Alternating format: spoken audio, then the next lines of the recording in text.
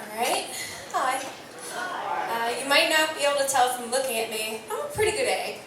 I had good morals, I had great parents as role models, but everybody has that rebellious side in there, and sometimes it comes out at the most inopportune times.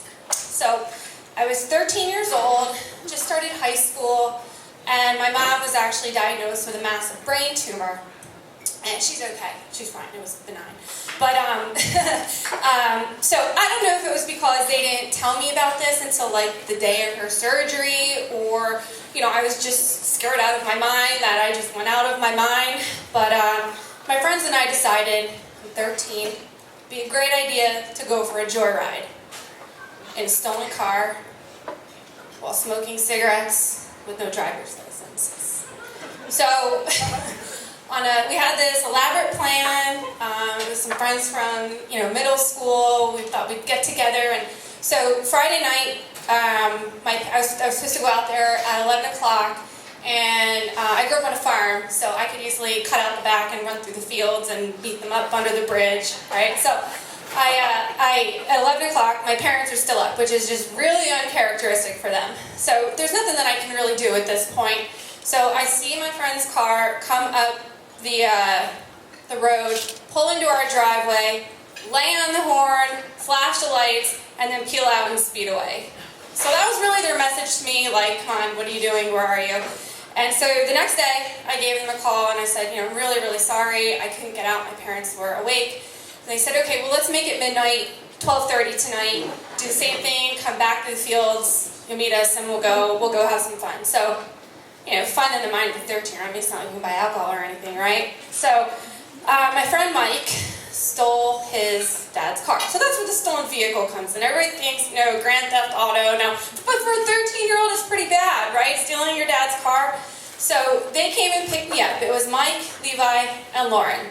And so I slipped into the back seat, and we're driving around for about an hour, and we decided to stop in this parking lot of this school where it was a brand new school. They were building it, so nobody's around or anything. And so we're sitting there in the parking lot, smoking our Marlboro Reds, which we stole from Lauren's parents. And you have to steal a lot at 13. You don't have access or money for anything. And so we're talking about whatever, high school sucks, whatever. And so when we run out of our Marlboro Reds, which seriously, who smokes those things? Like 80-year-old ladies and cowboys, and what are 13-year-olds doing?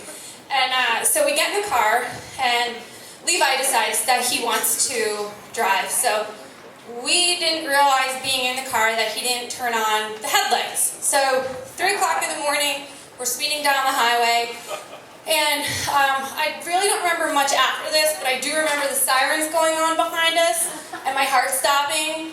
I might have thrown up, I'm not really sure exactly what happened, but just panic, just like, do you keep speeding and try and outrun the cop and make it worse, or do you, all these thoughts run through your mind as a 13-year-old that you feel like are rational, but they're just not. And so we get pulled over, and so they asked for our driver's licenses, and obviously we don't have any. I was hoping maybe Levi did, because we all grew up on a farm, and if you have a bale of hay or like an axe or something in the car, it counts for your farmer's license, right? But no such luck. But so they asked us to all get out of the car, and they start searching the car. What we did have in the car, unbeknownst to all of us, was a bag full of syringes in the back. Mike's dad was, like a herbalist or an acupuncturist or something like that. So just a bag full of needles. So excellent. Bag full of needles in the back of the car. So I thought I would be so smart as a 13-year-old and said, oh no, you can't call my parents. They're out of town. I'll just walk home. No such luck. Everybody else's parents come, and my friend Lauren's parents take me home. And they wait in the driveway while I walk up the stairs, 3:30 in the morning. I tap my mom on the shoulder and say, Mom, something's happened. I need you to wake up. Of course, my mom wakes up. What? What's wrong? Oh my God! Starts running around. And I said, no. Lauren's parents are downstairs and they need to talk to you. So my mom is in tears at this point. My dad is up, and he's a very reserved person. So he's keeping it together. You can see it's brewing in the back, and that's, you know, scarier than a dad who just explodes, right? And so they come down, and I have to explain the whole situation. It was just a mess, and it was horrible, because what's the worst thing?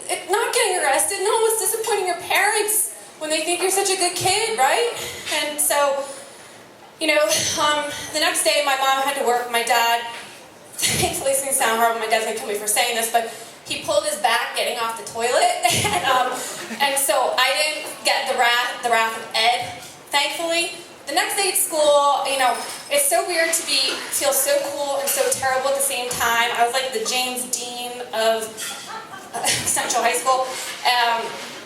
But I don't know, it just kind of was this wake-up call that it was such a shitty feeling, you know, your parents' just disappointment in you. But from that point on, I never stole another car, smoked a lot of other cigarettes, but, you know, I think I'm a good egg. We just sour once in a while. So.